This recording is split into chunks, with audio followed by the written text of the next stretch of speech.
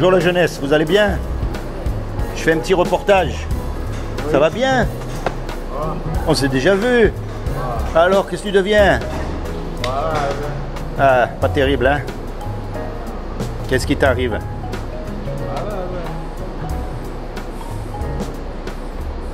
Tu veux que je prie pour toi? Seigneur Jésus, je te demande d'intervenir dans la vie de mon frère, Seigneur. Je te demande vraiment que tu interviennes là où il a mal, dans sa maladie, dans son addiction, et que tu le libères, afin qu'il sache qu'il y a un véritable Dieu, un véritable Seigneur qui s'appelle Jésus-Christ. Sois béni, mon ami. Amen. Sois béni. Le jour où tu veux vraiment arrêter, ça, je sais que tu veux, mais que tu luttes. Moi, je connais un endroit à Marseille qui s'appelle Bethel. C'est gratuit. Tu vas, tout ce que tu as à faire, c'est à respecter, pas fumer, pas boire, mais tu es entouré, c'est pas des psychologues, c'est pas des... Tu vois... la cigarette? Non, mais tu arrives très bien à t'en séparer. Ouais, non, mais... Tu es entouré que par des mecs qui sont comme toi, qui viennent, moi j'en viens, c'est pour ça que je te parle comme ça, d'accord? Qui viennent de la galère, qui ont décidé un jour de s'en sortir, ils se mettent ensemble et ils s'entraident. C'est gratuit, tu peux rester autant que tu veux, il n'y a aucun problème. Il faut juste respecter les règles, c'est-à-dire pas boire, pas fumer, pas prendre des conneries, voilà. C'est à Marseille, ça s'appelle Bethel. Et franchement, il n'y a que des gars comme nous. Moi, ça fait 25, 30 ans que je m'en suis sorti comme ça, en allant dans un centre comme ça, un jour où il n'y avait que des gars comme moi, parce que j'étais vraiment au fond. Et puis un jour, tu as quelque chose qui te dit, bon, maintenant, là, ça y est. C'est soit ça, soit la mort. Tu comprends? Et tu n'as que des gars comme ça. Tu n'as pas de docteur, tu n'as pas de psychologue, tu n'as pas de policier, tu n'as pas tout ça. Ok?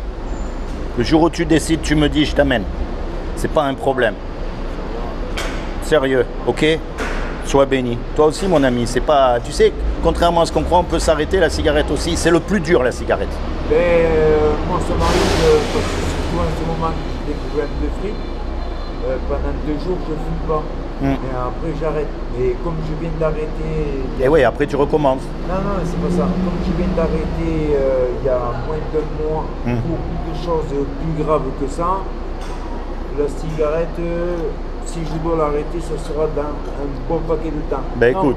Il ne faut pas trop demander à l'organisme. Ah non, non, mais ça c'est... Mais en tout cas, voilà. Toi, c'est pareil. S'il y a un endroit exprès pour les gens comme nous. D'accord? Le jour où on est vraiment au fond, c'est gratuit, il n'y a rien à payer.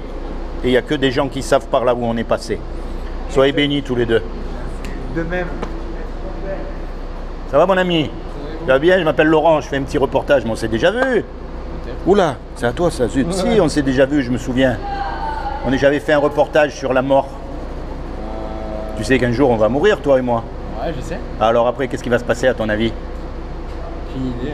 T'as aucune croyance, rien de particulier? Pas vraiment. T'as jamais pensé? Pourtant, regarde, je te souhaite de vivre jusqu'à 120 ans, hein. Mais je peux pas te garantir 5 minutes. De vie, c'est 70 ans.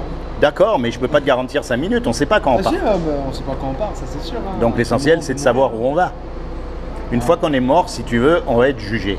Et on va être jugé par rapport au bien ou au mal qu'on a fait. Ouais. Donc la question, c'est de savoir comment est-ce qu'on sait si on fait du bien ou du mal.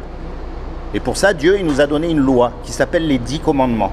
Ouais. Tu connais les 10 commandements? Je connais quelques-uns. Alors on va voir comment tu vas faire ce jour-là. Et attention, je te juge pas, parce que moi j'ai échoué lamentablement au test, d'accord? Est-ce que tu as déjà menti? Ouais. Comment on appelle quelqu'un qui a menti? Un menteur. Est-ce que tu as déjà pris quelque chose qui n'est pas à toi? Ouais. Comment on appelle? Un voleur. Est-ce que tu as déjà regardé une femme dans la rue pour la convoiter? T'as jamais regardé une image pornographique? Si, ouais. Jésus a dit quiconque regarde une femme pour la convoiter a déjà commis un adultère avec elle dans son cœur. Ah, ok. Donc, tu viens d'admettre par toi-même que tu es un menteur, un voleur et un fornicateur de cœur. Mais attention, je te juge pas. Oui, comme tu dis, tout le monde est pareil. c'est pour ça qu'elle est belle cette loi. Et c'est pour ça que, en fait, elle ferme la bouche à tous les hommes, et en particulier aux religieux qui se croient mieux que nous. Et puis, si tu veux, c'est pour ça qu'on ne peut pas se juger les uns les autres, parce qu'on est tous pareils. Il n'y en a pas un qui est mieux que l'autre. C'est sûr. Hein, alors on fait peut-être pas les mêmes bêtises, mais quand même, tu sais, ça revient au même. Ça revient au même. Ça revient au même. Donc le jour où on meurt, on va être jugé par rapport à cette loi-là, tous. Et si on est jugé par rapport à cette loi-là, on est coupable ou innocent? Coupable. Et si on est coupable, on va au paradis ou en enfer? En enfer. Eh oui, normalement oui. Normalement oui. Moi, je maintenant. pense plus à la réincarnation. Ah mais. Maintenant, je vais te dire une chose. Un créateur Il aime sa création. Un musicien, il aime sa musique. Bah oui, c'est sûr. Un peintre, il aime les tableaux qu'il Il fait. aime ce qu'il fait. Donc comme Dieu, il nous a fait, il nous aime. Et donc, il ne veut pas qu'on aille en enfer. Il ne veut pas nous punir. Alors, il nous aime tellement qu'il a fait quelque chose pour que toi et moi, malgré qu'on soit coupable, on puisse éviter de subir la punition, d'aller en enfer. Est-ce que tu sais ce qu'il a fait? Non. Eh bien, je vais te le dire, d'accord? Et après, libre à toi, hein, mais au moins tu sauras. Il y a 2000 ans, il est descendu lui-même sur terre, parce qu'il n'y a que lui qui n'a jamais péché, d'accord? Aucun homme ne pourra dire, moi, j'ai pas péché, je mérite d'aller au paradis. Aucun, même les mieux des religieux. Donc, il est descendu lui-même sur terre et il s'est revêtu d'un corps. Il s'est habillé avec un corps qui est Jésus. Et il a dit, quiconque croit que Jésus est le Fils de Dieu et qu'il est ressuscité des morts, il aura la vie éternelle à mes côtés. Mais ça ne suffit pas ça, parce que les démons aussi y croient. Ouais. Donc la clé là-dedans, c'est un mot qu'on appelle repentance. Et repentance, ça veut dire se tourner vers Dieu. Donc moi, mon but, c'est pas de t'amener dans une église ou dans une institution ou dans tous ces trucs. Non, si tu vas dans une église, très bien, mais c'est pas mon but. Mon but, c'est quand tu es tout seul, tu commences à penser à ces choses. Parce que tu sais pas quand tu vas mourir.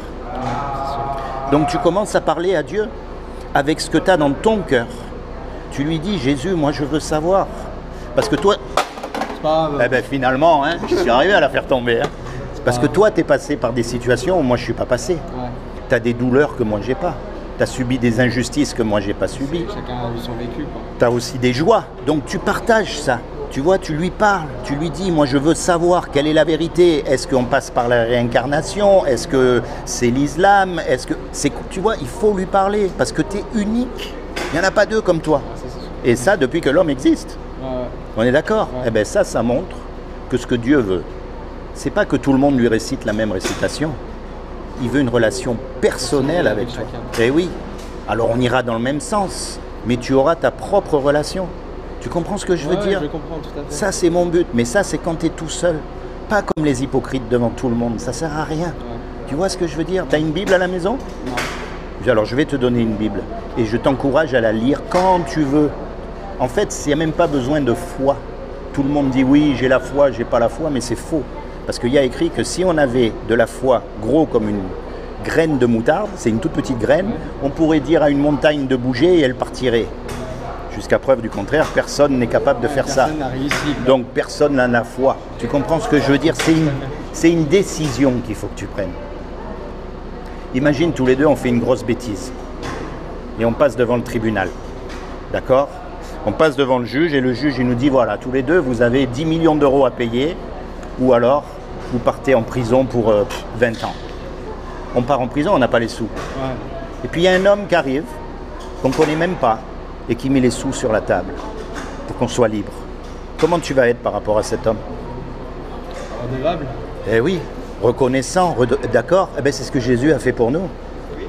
Tu comprends? Ouais, je comprends. Il est mort à notre place sur la croix. Il a pris notre péché et c'est son sang qui nous lave de tous les péchés. Donc on dit Jésus sauveur parce que quand on va passer devant le tribunal, on a besoin d'un avocat.